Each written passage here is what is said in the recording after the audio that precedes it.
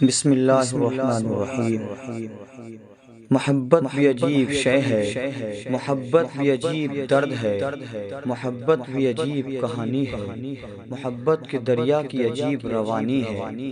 محبت جس سے بھی ہو جائے وہ بہت خوبصورت نظر آتا ہے۔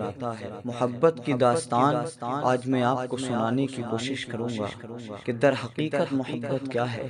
جس سے عشق ہو جائے اس کی ہر ادا بے مثال کیوں لگا کرتی ہے، جس سے پیار ہو جائے وہ خوبصورت کیوں نظر آتا ہے، اس کی آنکھ اچھی کیوں لگتی ہے، اس کا بولنا، اس کا چلنا، اس کا بیٹھنا، اس کا ہنسنا، سب کچھ دل کی طرف مائل کیوں ہو جاتا ہے اور دل اس کی طرف مائل کیوں ہو جاتا ہے۔ چلو میرے پیارو، میں آج یہی آپ کو بتانے کی کوشش کر رہا ہوں کہ محبت بھی عجیب شے ہے۔ عشق کی دولت جس کو ملا کرتی ہے وہ فقیرے میں بھی بادشاہ بن جاتا ہے۔ عشق جس کے سینے میں گھر کر جاتا ہے اس کے دل کی ویران بستیوں کو آباد کرنے میں لگ جایا کرتا ہے۔ آؤ میرے پیارو، میں یہی آپ کو سنانے کی کوشش کر رہا ہوں، لیکن واقعہ شروع کرنے سے پہلے گزارش ہے کہ اگر آپ یہ واقعہ پورا سنو گے تب آپ کی سمجھ میں آئے گا کہ در حقیقت محبت کہتے کس کو ہیں، در حقیقت محبت کی کہانی کیا ہے، در حقیقت محبت کا نام محبت کیوں ہے۔ چلو میرے پیارو چلتے ہیں۔ کہنے والا کہتا ہے کہ رات اپنی تمام تر رعنائیوں سے بھری ہوئی تھی، سجی ہوئی تھی، دنیا محب خواب تھی، شب کا ہماگیر سناٹا ساری کائنات کو دعوت خواب دے رہا تھا۔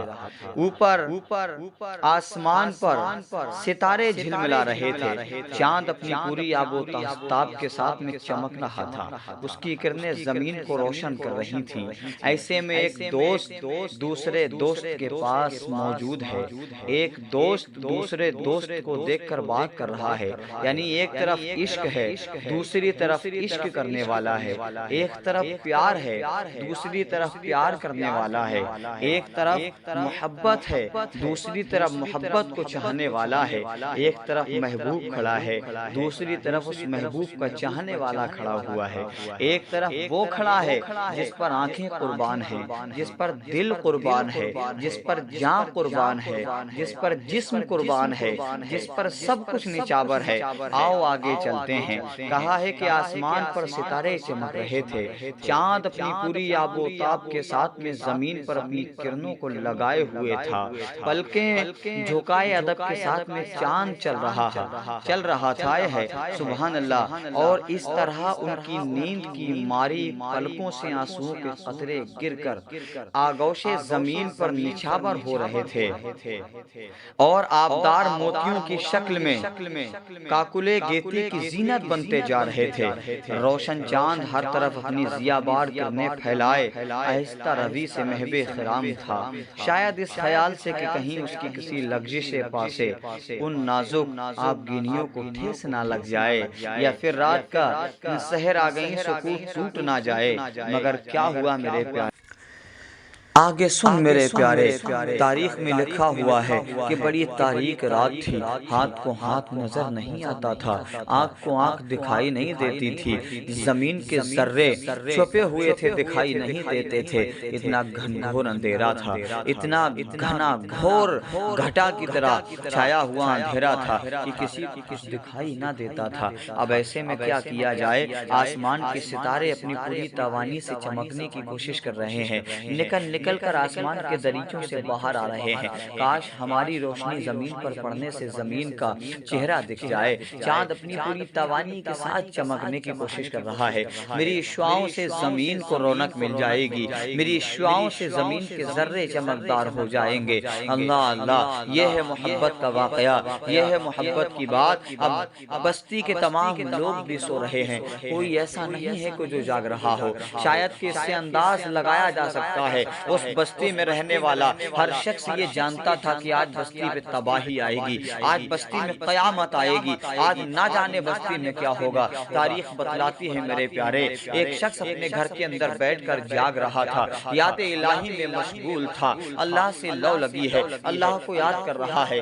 اے میرے معبود، میں تیری عبادت کرتا ہوں، تیری ہی عبادت کے لیے آیا ہوں، روزی تجھے دیتا ہے، جان تیری امانت ہے، جسم تیری امانت ہے، آنکھ تیری امانت ہے، بال تیری امانت ہے، گردن تیری امانت ہے، سینہ تیری امانت ہے، ہاتھ تیری امانت ہے۔ اے معبود میں سراپا تیرا ہوں، تو جو حکم فرمائے گا میں آنکھوں کو بند کرنے کے لیے تیار ہوں، آنکھوں کو بند کرنے کے بعد تیرے حکم کو یعنی بجا لانے کے لیے تیار ہوں۔ میرے پیارے، صرف یہی ایک شخص اپنے مکان میں جاگ رہا ہے، باقی دنیا سو رہی ہے۔ اب اس نے کیا کیا، مکان کو جب اپنے بند کر لیتا ہے، مقفل کر لیتا ہے، اس کو سرسراہٹ محسوس ہوتی ہے، جیسے باہر کوئی شخص چل رہا ہو، باہر کوئی انسان آ رہا ہو، باہر کوئی انسان دکھ رہا ہو۔ اب یہ اپنے گھر کے دروازے سے دریچوں سے باہر جھانکنے کی کوشش جب کرتا ہے، ہاتھوں میں ننگی تلواریں دکھائی دے رہی ہیں، لوگ گھیرے ہوئے کھڑے ہیں مکان کو، دائیں کی طرف بھی ہیں، بائیں کی طرف بھی ہیں، دروازے کی طرف بھی ہیں، پیچھے کی اوڑ سے بھی ہیں۔ اللہ اللہ، لیکن اس کی محبت پر قربان جائیے، واقعہ عجیب موڑ لیتا ہے۔ نہ اس بندے کے دل کے اندر کوئی خوف پیدا ہوا، نہ کوئی ڈر پیدا ہوا۔ کیا کیا، آہستہ سے دروازہ کھولا، آہستہ سے دروازہ کھولنے کے بعد میں خرامہ خرامہ قدموں کو نکالا تاکہ کسی کی نظر نہ پڑے، خود کو نظروں سے بچانے کے بعد میں کسی دوسرے کے مکان پہ پہنچا، اور جانے کے بعد میں چند ہی منٹ بعد وہ ایک دوسرے مکان پر ہلکی ہلکی دستک دے رہا تھا۔ اس مکان کے مکین شاید اس کے لیے ہماتن انتظار ہی تھے۔ ابھی پہلی دستک کی آواز فضا میں گونجی ہی تھی کہ فوراً ایک ادھیڑ عمر کا دبلا پتلا شخص مکان کے باہر آیا۔ آنے والے کی کمر ذرا خمیدہ تھی، چہرہ ستا ہوا، آنکھیں اندر کی جانب دھسی ہوئی، اس کے گورے چٹے چہرے پر مہندی کا خضاب لگی ہوئی داڑھی بڑی لمبی معلوم ہو رہی تھی۔ رات کی تاریکی میں اس کے لباس کا گہرا رنگ کچھ عجیب سا لگ رہا تھا۔ باہر آ کر اس نے انتہائی ادب و سلیقے سے سلام کیا اور جیسے کسی حکم کی تعمیل کے لیے پاس جا کر کھڑا ہو گیا، اور پھر چند لمحے توقف کرنے کے بعد ان دو صہدموں کا مختصر سا قافلہ رات کی سیاہی کو چیرتا ہوا جنوب کی سمت روانہ ہو گیا۔ رات ڈھلنے لگی تھی، ستارے آنکھ مچولی کھیلتے کھیلتے تھک کر اب زمین پر شعاعیں پھیلانے میں ایک دوسرے سے سبقت لے جانا چاہتے تھے کہ وہ چاند یعنی کہ اپنی پوری آب و تاب کے ساتھ میں اب اپنے فرض کا احساس چاند کو ہو گیا تھا۔ اب وہ ان مسافروں کی رہنمائی کے لیے کچھ اور اوپر آ گیا تھا۔ کاروان شب کے ساتھ یہ مختصر ترین کارواں بھی آگے بڑھتا گیا۔ ان میں سے آگے آگے وہی شخص چل رہا تھا جس نے تلواروں اور نیزوں کے درمیان سے گزرتے ہوئے بھی کوئی جھجک محسوس نہ کی تھی، اور اس وقت بھی اس کے چہرے پر اطمینان و سکون کی وہ شمع روشن تھی جس پر ملکوتی حسن و جمال بھی ہزار جان سے فدا تھا۔ دوسرا شخص کچھ پیچھے تھا، وہ مؤدبانہ انداز میں آگے کو کچھ جھکا ہوا چل رہا تھا۔ اطمینان و سکون کا پرتو اس کے چہرے پر بھی رقصاں تھا، مگر پھر بھی وہ گاہے پیچھے کی طرف مڑ کر گاہے گاہے پیچھے کی طرف نگاہ دوڑا کر دیکھ لیتا تھا۔ یہ دونوں مسافر چلتے رہے۔ رات کا سناٹا تھا، دنیا سو رہی ہے۔ ایک یار دوسرے یار کے ساتھ جا رہا ہے، ایک محبوب دوسرے محبوب کے ساتھ جا رہا ہے۔ ایک طرف عشق ہے، دوسری طرف یعنی عشق کرنے والا ہے۔ ایک طرف محبت چل رہی ہے، دوسری طرف محبت کرنے والا ہے۔ اللہ اکبر، یہ ہے محبت، یہ ہے دیکھو ساتھی کا ایک ساتھی کے کام آنا، یہ ہے ایک دوست کے مصیبت کے وقت میں دوست کا مصیبت کے وقت میں مصیبت سے چھٹکارا دلانے کے لیے دوست کے کام آنا۔ سن میرے پیارے، آگے کو ہوتا ہے۔ فی الحال ان کی منزل وہی تھی اور وہ اس کی طرف رواں دوا تھے۔ اپنے وطن کو چھوڑنے کے بعد میں دل پر ایک گہرا صدمہ تھا، درد تھا، لیکن افسوس نہیں تھا۔ حکم خدا بندی کے مطابق وطن عزیز چھوڑ دیا اور اس کی نصرت و اعانت کے بھروسے پر ایک نئے سفر کی طرف جا رہے تھے۔ چلتے چلتے پیچھے چلنے والے رفیق جانثار نے ایک بار پھر مڑ کر پیچھے کی طرف دیکھا۔ ان کی نگاہیں قدموں کے نشانات پر گئیں۔ دودھیا چاندنی میں قدموں کے نشانوں کی قطار بستی کی طرف جاتی صاف دکھائی دے رہی تھی۔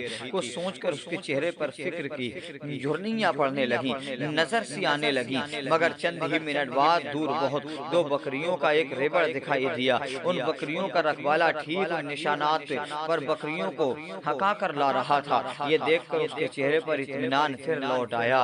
اب تک سب انتظامات ٹھیک ہی تھے۔ اس نے سوچا ٹھیک وقت پر بکریوں کو بکریوں والا چرانے لایا ہے۔ اس نے زیر لب کہا اور ادھر سے مطمئن ہو کر اس کی نگاہیں اپنے آقا کے سراپا کا جائزہ لینے لگیں، جس پر چاند اور ستاروں کی کرنیں بار بار صدقے جا رہی تھیں، اور جس کی تصدیق پر رات کی رانی اپنے گہرے آبدار مسلسل نثار کر رہی تھی۔ یہ مختصر ترین قافلہ آگے بڑھتا گیا، شمال کی طرف بستی دور ہوتے ہوتے نگاہوں سے اوجھل ہو گئی۔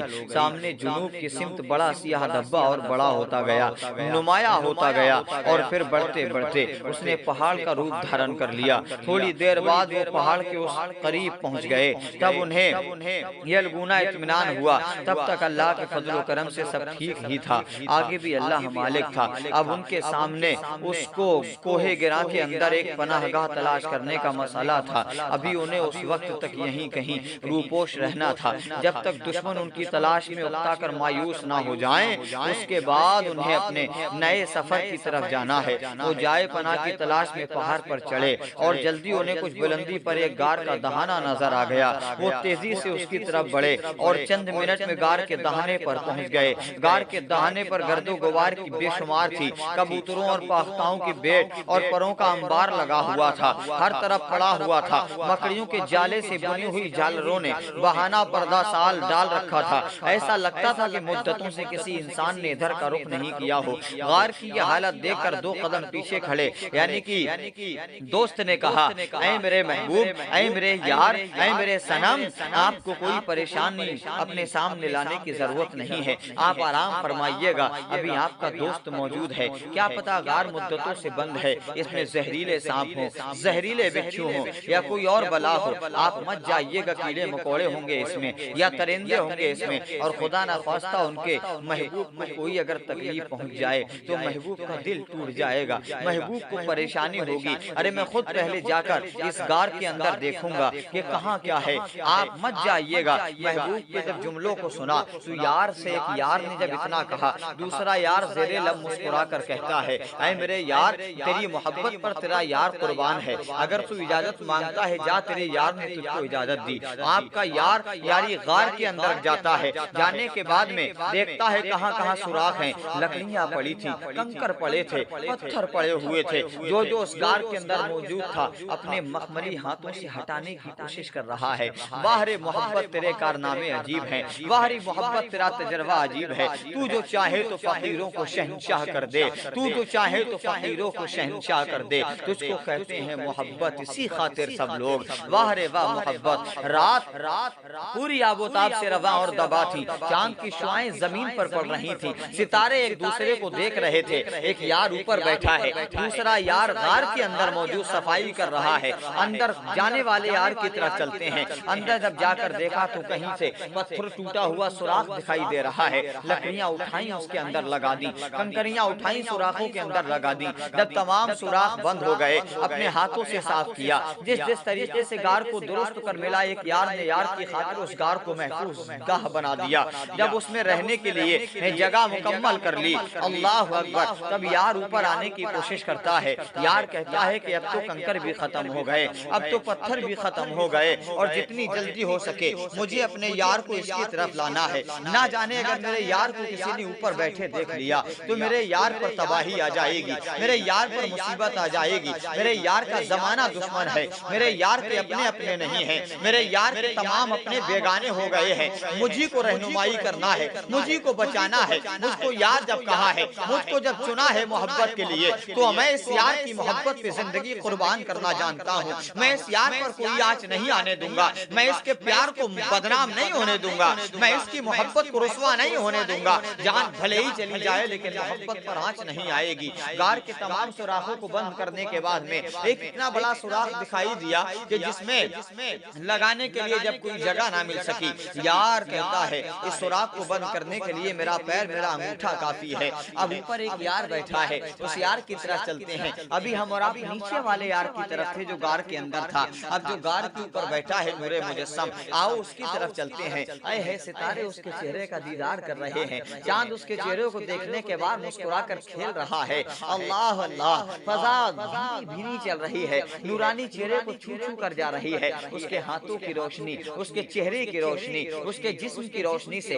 تمام غار منور ہے۔ ہے۔ اللہ اکبر، یہ ہے شان محمد، یہ ہے شان پیغمبر، یہ ہے ایک یار کی یاری، یہ ہے محبت اور محبت، یہ ہے عشق عقیدت، اور یہ ہے صداقت، یہ ہے دولت، یہ ہے جان کی بازی لگانے کا وقت۔ ایک غار کے اندر ہے، ایک محبوب اوپر بیٹھا ہوا ہے۔ غار صاف کرنے کے بعد میں غار والا یار اوپر آتا ہے، اپنے یار سے کہتا ہے چل میرے یار رہنے کا انتظام ہو گیا، حضور تشریف لے آئیے گا، آپ نیچے آ جائیے گا۔ جب اوپر والے یار نے غار میں جانے کا ارادہ کیا، ستارے عرض کرنے لگے اے محبوب کچھ دیر اور رک جا۔ چاند کہنے لگا رک جا، تیرے صدقے میں روشنی ملی ہے، تیرے صدقے میں چمکنا سیکھا ہے، تیرے صدقے میں چلنا سیکھا ہے، تیرے صدقے میں دائیں سے بائیں، بائیں سے دائیں ہونا سیکھا ہے۔ اے میرے محبوب کچھ دیر اور رک جا، کیا پتہ رات میں ایسا نظارہ ملے یا نہ ملے۔ ستارے کہتے ہیں دکھا دے جلوہ میرے یار، کیا پتہ تیرے چہرے کا دوبارہ اتنی دیر تک دیدار ہو یا نہ ہو سکے، لیکن مجبوری تھی اندر جانا تھا۔ یار نے آواز دی، یار جانے لگا۔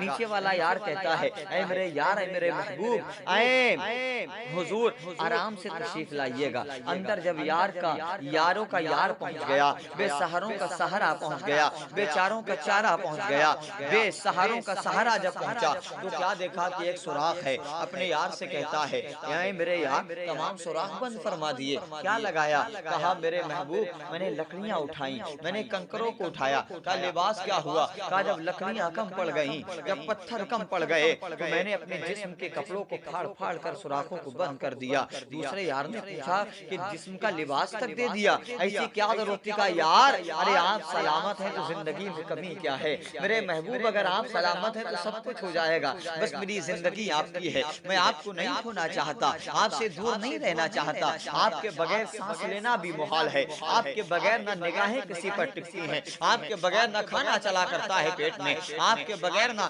ذہن میں کوئی اور جنون رہتا ہے، ارے آپ کو دیکھے بغیر نیند نہیں آتی، آپ کے ساتھ چلے بغیر قدموں کو چین نہیں ملتا، آپ کو نہ دیکھوں تو قرار نہیں ہے، آپ کو نہ دیکھوں تو زندگی میں بہار نہیں ہے، اور یہ تو لباس ہے جو آپ پر قربان کر دیا، اگر آپ پر جان نہ لٹا دوں تو سچا میرا پیار نہیں ہے۔ اے محبوب کے جب یہ جملے سنے تو محبوب کہتا ہے واہ میرے پیارے، اسی محبت کی تو ضرورت تھی، اسی محبت کی تو چاہت تھی، اسی عشق کو یعنی کہ میں اور تو ایک ایسا نام دیں گے کہ زمانہ تیری میری کہانی دہرائے گا۔ اب دونوں یار غار کے اندر ہیں، ایک یار پیر کو پھیلا کر بیٹھ جاتا ہے اور پیر اس سوراخ میں لگا لیتا ہے جو غار کے اندر سوراخ رہ گیا تھا، اور اپنے محبوب سے کہتا ہے آ میرے محبوب، آئیے حضور، آئیے سرکار، میرے پیر مبارک میرے زانوئے اقدس پر سر رکھ کے سو جائیے گا۔ یار کی باہوں میں یار سو گیا۔ واہ رے واہ رے واہ رے مقدر، کیا مقدر ہوگا اس وقت غار کہہ رہی تھی، وہ غار کہہ رہا تھا مدتوں بعد آج بہار آئی ہے،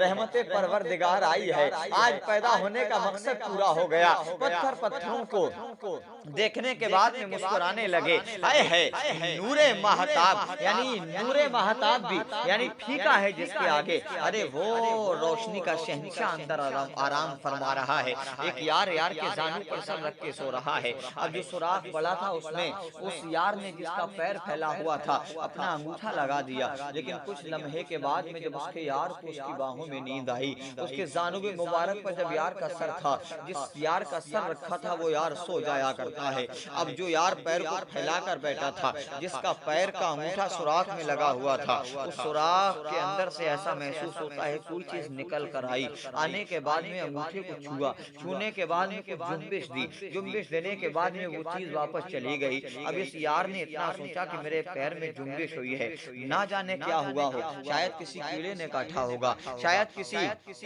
جانور نے ضرر پہنچایا ہوگا۔ اب دیکھتے دیکھتے سوچتے سوچتے تھوڑا وقت گزرا، تھوڑے وقت کے بعد میں اس یار کو چکر سے آنے لگے، نسوں میں خون کی بجائے سنسنی دوڑنے لگی، جسم میں حرارت پیدا ہونے لگی، چہرہ زرد پڑنے لگا، آنکھیں پتھرانے لگی، آنکھوں کی روشنی کم ہونے لگی، لب تھرتھرانے لگے، لیکن سوچا کہ پیر کو سمیٹ لوں، خیال آیا میرا محبوب ابھی تو سویا ہے، میرے محبوب کی نیند ٹوٹ جائے گی، میرے محبوب کا دل ٹوٹ جائے گا، میرے محبوب کو کوئی پریشانی نہ ہونی چاہیے، زندگی اس کے علاوہ اور کس پر قربان کرنا ہے، ارے وہ جان جو میں بچا گیا تو وہ جان کس کام کی، اگر جان لٹانا ہے تو اسی محبوب پر لٹانا ہے، اگر محبت کرنا ہے تو اسی سے کرنا ہے، جنبش نہ دی پیر کو، سب کچھ برداشت کرتا رہا، آہا اتنی بے چینی بڑھ گئی کہ ہاتھ پیر تھر تھرانے لگے، آنکھوں سے آنسوؤں کا سیلاب جاری ہو گیا، روتے روتے جب پریشانی بڑھ گئی تو کیا ہوتا ہے، کیا دیکھا جاتا ہے کہ آنسوؤں کا ایک قطرہ لبوں رخسار کو طے کرتا ہوا پہلے رخسار پہ آیا، پھر لبوں پہ آیا، اور داڑھی مبارک سے یعنی گرتا ہوا اس سونے والے محبوب کے چہرے اقدس پر پڑ جاتا ہے۔ جب چہرہ اقدس پر گرا، یار بیدار ہو گیا، اپنے یار کو اس حالت میں دیکھا، دیکھنے کے بعد کہا اور پوچھا، اے میرے یار کیا بات ہے، آخر کیوں پریشان ہے؟ ارے تیرا چہرہ لال سے زرد کیسے پڑ گیا، تیرا نورانی چہرہ ایک دم پیلا کیسے پڑ گیا، تیری آنکھیں کیسی تھرا گئی ہیں، تیرے لب کیسے کانپ رہے ہیں، تیرے ہاتھ پیر کیسے کام چھوڑ گئے ہیں؟ وہ محبوب کا شیدائی کہتا ہے، اے میرے محبوب، اے میرے آقا، اے میرے سرکار، اے میرے یار، ایسا لگتا ہے کہ کسی نے میرے پیر میں کاٹ لیا ہے، ایسا لگتا ہے کہ شاید کہ سانپ نے کاٹا ہے، اس کے زہر کا اثر ہو رہا ہے۔ جب محبوب نے اتنا کہا، کہنے کے بعد میں خاموش ہو گیا تو دوسرا محبوب کہتا ہے، جگا دیا ہوتا، بیدار کر دیا ہوتا۔ تو محبوب کہتا ہے، یہ جان آپ پر قربان کرنا ہے، یہ جان آپ ہی کی امانت ہے، اگر آپ کے آرام میں خلل ڈال دیتا تو میری محبت کس کام کی؟ ایسی ہے تو ایک جان ہے، اگر رب 100 جانے بھی دے تو ایک ایک کر کے آپ پہ قربان کرتا چلا جاؤں۔ ایسے 100 سانپ بھی کاٹیں تو صدیق اکبر برداشت کر لے، لیکن آپ کو کوئی پریشانی آئے یہ صدیق اکبر کو کبھی گوارا نہیں ہے۔ اللہ کے نبی صلی اللہ علیہ وآلہ وسلم نے جب اتنا سنا، سننے کے بعد مسکرا کر اپنا لعاب دہن صدیق اکبر کے زخم پر لگا دیا جہاں سانپ نے کاٹا تھا۔ رفتہ رفتہ سکون ہو گیا، صدیق بھی مسکرانے لگے، اللہ کے محبوب بھی مسکرانے لگے۔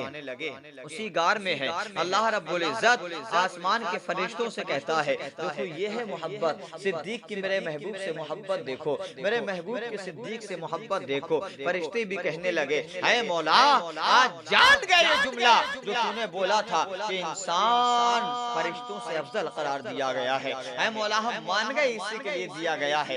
دونوں یار غار میں بیٹھے ہوئے ہیں، ایک طرف نبیوں کا تاجدار ہے، دوسری طرف یار غار ہے، سب انتظام ہو گئے، باتیں بھی کر رہے ہیں، سب کچھ ہو گیا۔ اب یار غار کے اندر بیٹھے ہیں، غار دعا کرتی ہے، مولا آج زندگی کا مقصد پورا ہو گیا، آج زندگی میں بہار آئی ہے، اے باری تعالیٰ تیری رحمت ہے، اے باری تعالیٰ تو نے یعنی کہ عنایتوں سے نوازا، تیری رحمت ہے، تیرا کرم ہے، تیری عطا ہے، تیری عنایت ہے، میں زندگی میں کبھی بھی تیرا احسان اگر چاہوں بھی، چاہ کر بھی مر جاؤں، اتنے سجدے نہیں کر سکتی کہ تیرا میں حق ادا کر دوں۔ اے مولا تو خالق کائنات ہے، ذرے ذرے کو پیدا کرنے والا ہے، سب سے خوش نصیبی میری یہ ہے کہ یار غار بھی بیٹھا ہے اور یار غار کا یار بھی بیٹھا ہے، نبیوں کا تاجدار بھی بیٹھا ہوا ہے۔ تاریخ بتلاتی ہے میرے پیارے، دونوں لوگ جب اس کے اندر رہتے رہے، غار میں داخل ہو کر رفیق جانے بڑے لجاجت سے کہا، ابھی رات باقی ہے حضور، آپ کچھ آرام فرما لیجئے گا۔ حضور آرام کرنے لگے، لیٹ گئے، سانپ نے کاٹ لیا،